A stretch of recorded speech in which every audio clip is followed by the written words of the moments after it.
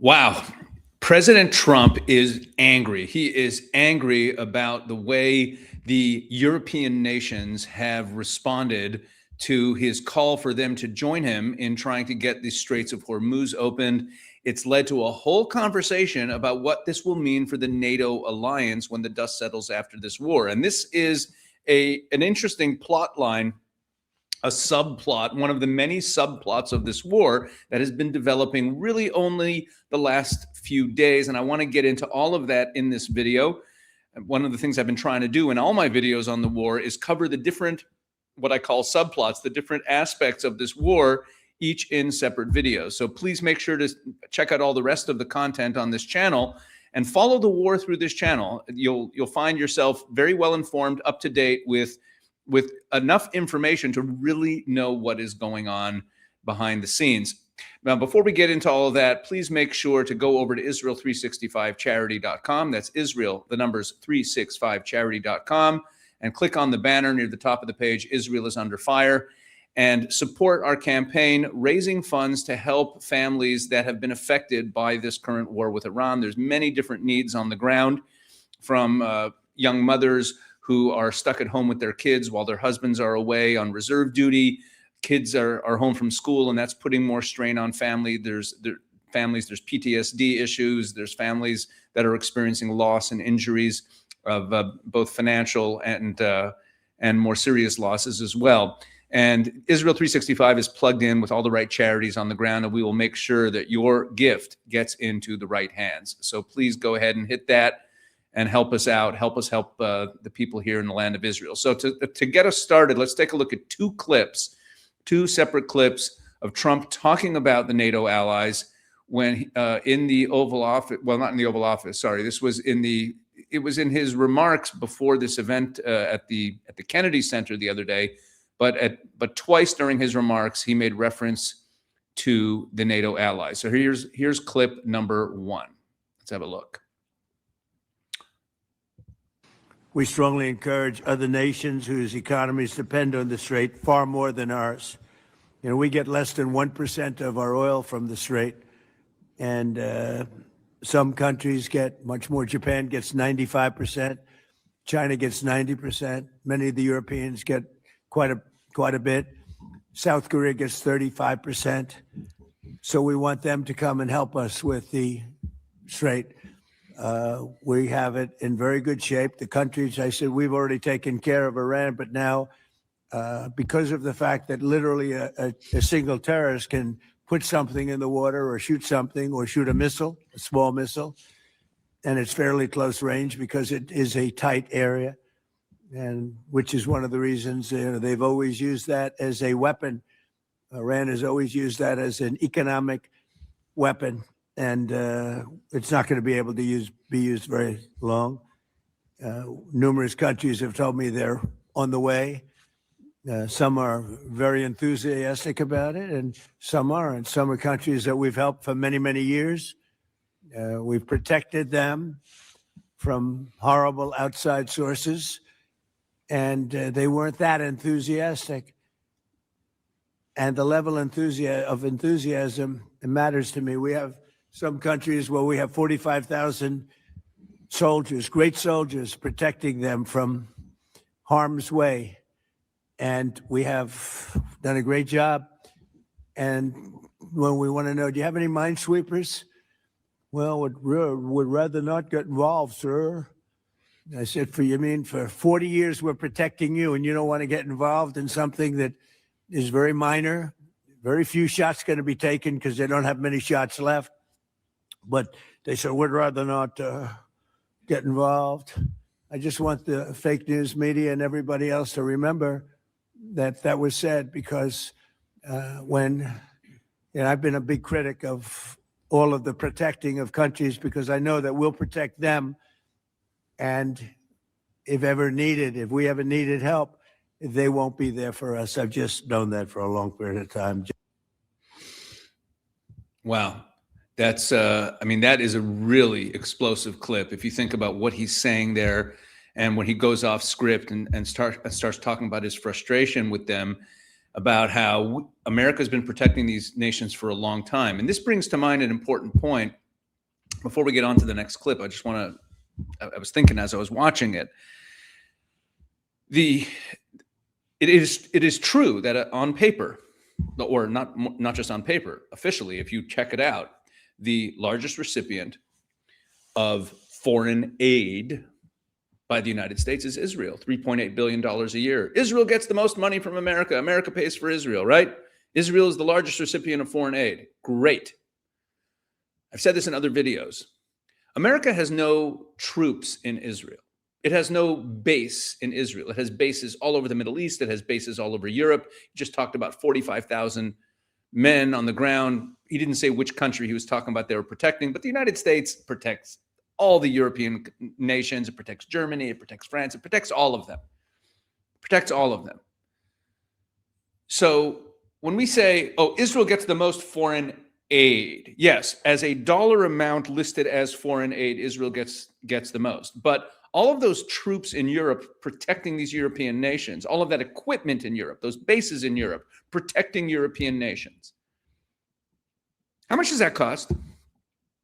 Oh, but that's not foreign aid, you see. You see, that's defense spending. I've made this point before, but it's worth saying again. And we should have this argument in our back pocket when we're having these conversations about Israel being paid for by America, right? How much do those bases cost? How much do those personnel in Europe cost? Billions and billions of dollars, way more than what Israel gets. Oh, but that's not aid. That's defense spending, you see. And that's where this whole conversation is so muddled. So yeah, let's have a conversation about which nations abroad are paid for by the United States. Which nations abroad is America spending the most money on? Yeah, that's defense spending and that's aid. So Israel gets the most aid. Spare me. It's nonsense. And the Trump administration knows it. That's why they referred to Israel as a model ally. Israel fights. Israel spends way more as a percentage of their GDP on defense than any of these European nations. Israel's willing to get into the fight on its own, and Israel does not require American bases or boots on the ground. So spare me the Israel is the greatest beneficiary of American aid. It's nonsense. If we talk about expenditure on behalf of other nations, it's not even close. Okay, enough with that. Here's the second clip. So that was it. What the first clip I just showed you was part of Trump's opening statement. And then he started talking about the Kennedy Center, which is the main reason for this event. And then he opened it up to questions from the media. And one of the reporters present referred back to that first clip that I just showed you that was near the beginning of his remarks and asked him about these nations that have pledged to get involved. Numerous countries have told me they are on their way. Can you give us a hint what they are, what that entails, how soon they might be there? You mean who are the countries? Yes, sir. I'd rather not say yet, but we'll be announcing Marco Rubio and the various people that are doing that will be announcing. And I have to tell you, we have some that are really enthusiastic. They're coming already. They've already started to get there. You know, it takes a little while to get there. It's like, in some cases, you have to travel an ocean. So it doesn't go that fast, but it'll go fast. And we have some that are fairly local that are doing it. But we'll give you a list. Some are very enthusiastic and some are less than enthusiastic. And I assume some will not do it. I think we have one or two that will not do it that we've been protecting for about 40 years at, tens of billions of dollars, Mr. Speaker. So I'll be reporting that to you in the House and the Senate. And I'll say, why are we protecting countries that don't protect us? And I've always felt that was a weakness of NATO. We were going to protect them. But I always said, when in need, they won't protect us. Now, this isn't need. Need would be one of the big boys. But I will say that we built the greatest military in the world, and we protect people. And if we need their mine boats, or if we need anything, any piece of apparatus that they may have because of a situation that they have, they should be jumping to help us because we've helped them for years stay out of wars. Yeah, please.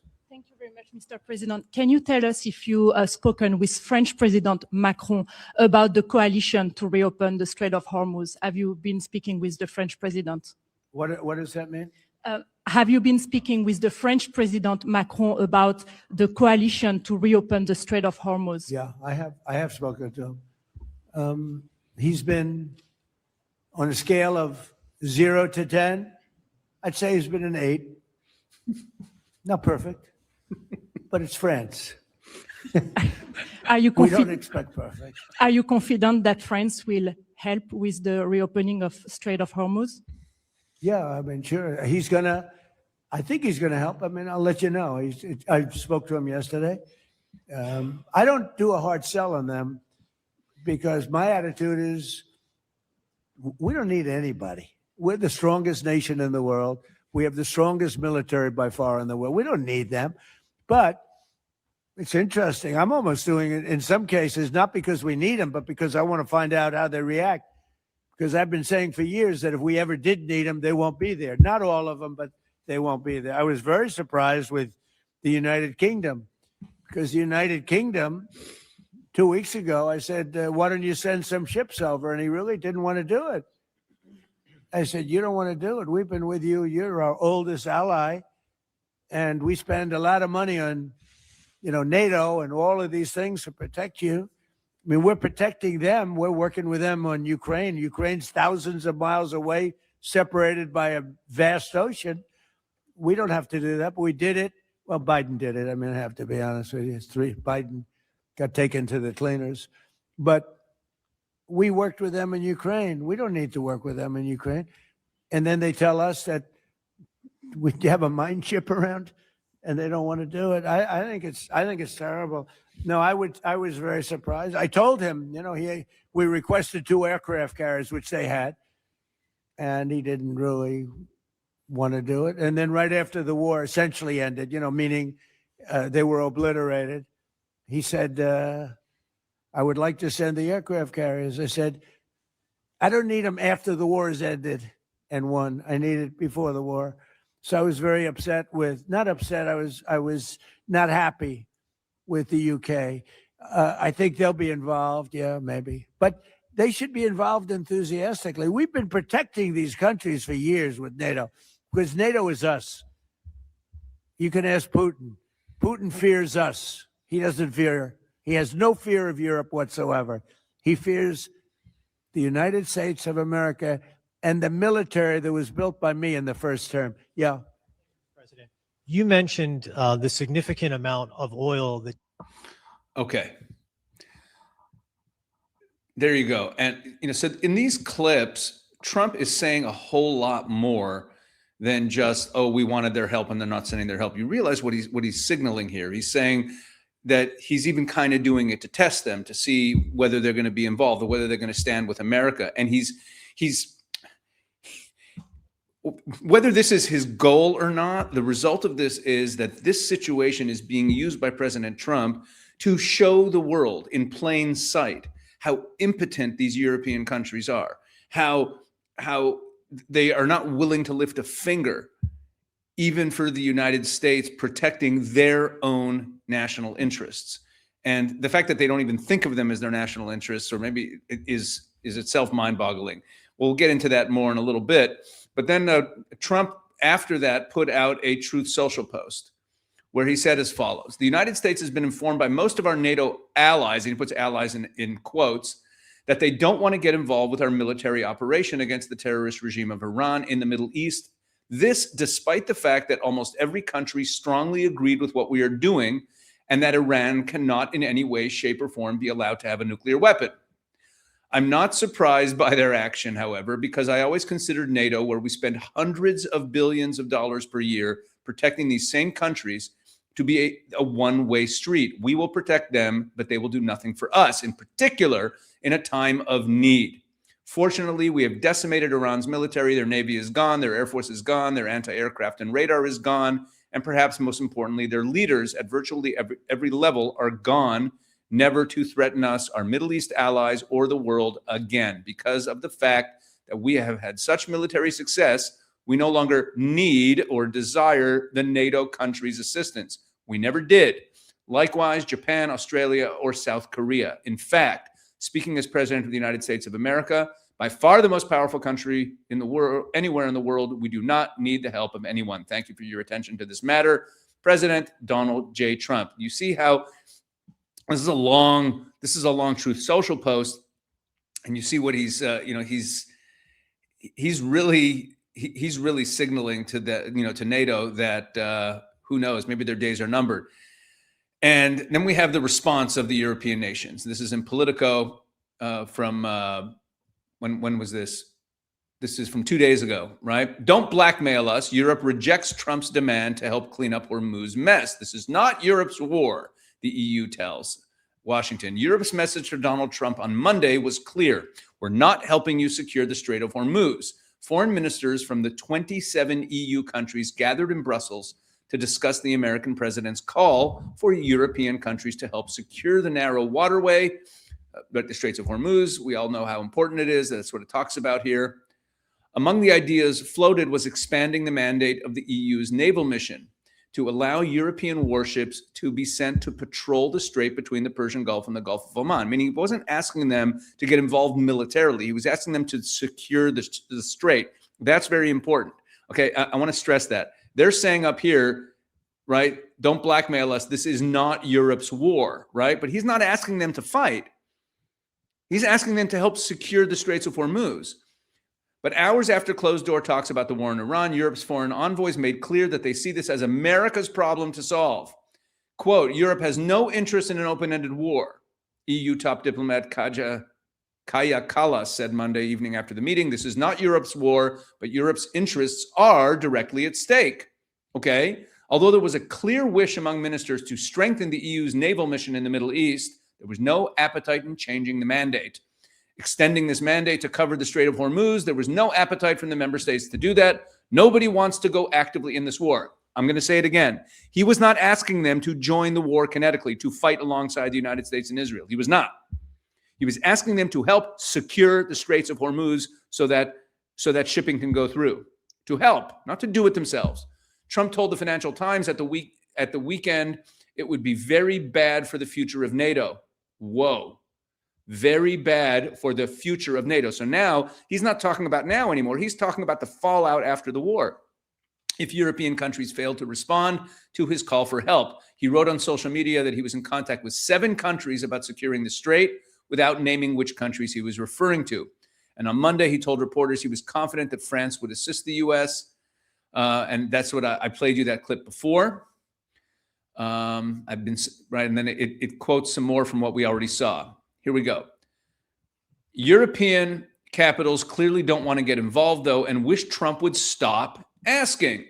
Quote, the Americans chose this path together with the Israelis, German Defense Minister Boris Pistorius said, adding that Germany's main responsibility was to defend NATO territory. We did not start this war, Pistorius stressed. German Chancellor Friedrich Merz also poured scorn on the idea of committing Berlin to the conflict. Okay, NATO is a defensive alliance, not an interventionist one, and that is precisely why NATO has no place here at all. He wasn't asking for NATO. He was asking for these countries to help secure the Hormuz Straits. Merz went on to say, I hope that we will treat one another with the necessary respect within the alliance. Oh, let's all just play nice and be diplomats. U.S. Ambassador to NATO Matthew Whitaker on Monday reiterated Trump's call for allies to support the war in Iran, given they import limited volumes of oil from the Gulf region. Quote, ultimately, that security of the Strait of Hormuz is in their interest.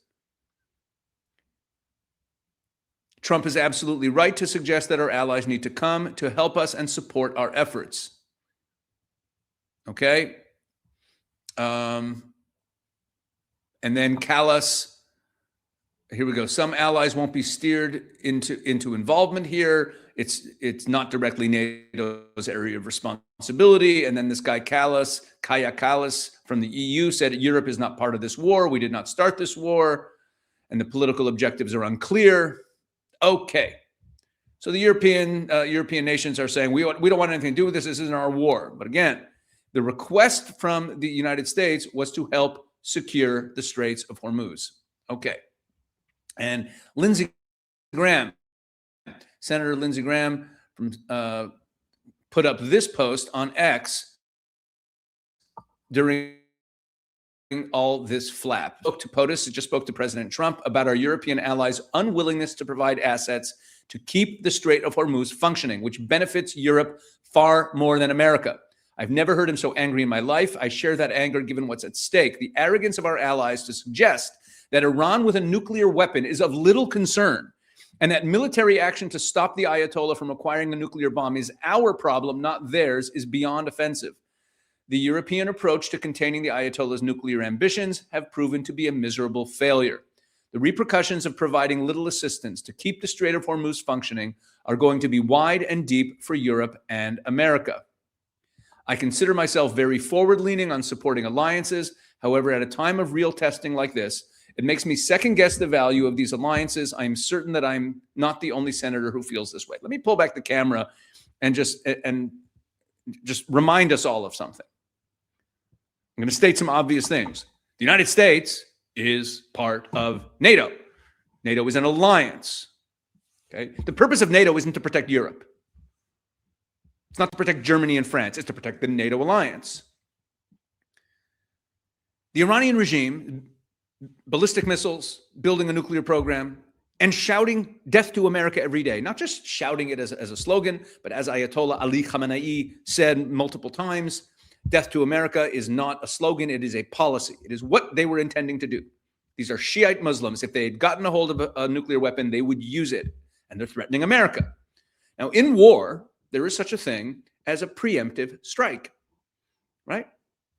It doesn't mean that, oh, you're starting a war. If you see your enemy is going down a path that threatens you, and you strike preemptively. That's what the United States did here. They are at war. Now, I'm not saying it's a NATO war, necessarily. I'm not saying NATO by Article 5 is obligated to join it. But to just say this has nothing to do with us, and as Trump said, wait a second, does Ukraine have anything to do with us? Meaning America. Does having 45,000 troops on the ground protecting various European nations, does that have anything to do with the United States? It's protecting you. The United States is seeking to protect its interests, and it's asking for help from these allied nations. So we are seeing a real shift in the attitude towards NATO coming out of America. It's on display. And, here we have this in Euronews from yesterday. Trump says leaving NATO is certainly something that we should think about after U.S. President Donald Trump expressed disappointment with NATO allies for not responding to his call to provide security in the Strait of Hormuz. I'm saying it again. He wasn't asking them to fight. He was asked by a reporter if he's considering withdrawing from the military alliance. Quote, "It's certainly something we should think about. I don't need Congress for that decision," Trump said, adding, "I have nothing currently in mind, but I'm not exactly thrilled." Now, of course, Trump is never going to say what he's going to do until he does it, because there's no added value to it. But Trump is signaling, look, he's showing the world what the NATO alliance actually is. Think of what he said in that second clip when he was responding to that reporter. He said, we're NATO. We pay for NATO. NATO is the United States. But NATO is not all these nations. All those nations are just protectorates of the United States. Earlier on Tuesday, Trump, whose call for assistance from allies to reopen the Strait of Hormuz to oil traffic has largely been rebuffed, said in a social media post that the U.S. forces no longer need military help. And then Keir Starmer says, opening the Straits of Hormuz is not going to be easy. And we don't want to be drawn into a wider war. It's going to be difficult. Yeah, we only do things if they're easy. Keir Starmer warned Monday that opening the Strait of Hormuz is not going to be easy. Speaking at a press conference on Downing Street, the UK Prime Minister said that he's working with European nations to draw up a viable plan to secure the navigation of oil tankers during the war in the Middle East. A viable plan. Oh yeah, we're drawing up we're working on viable plans to do this, but we don't want to get dragged into a war. Starmer said the only way to secure stability in the oil market is to reopen the Strait of Hormuz, but added that is not a simple task. So we're working with our allies, including our European partners, to bring together a viable collective plan that can restore freedom of navigation into the region as quickly as possible and ease the economic impacts.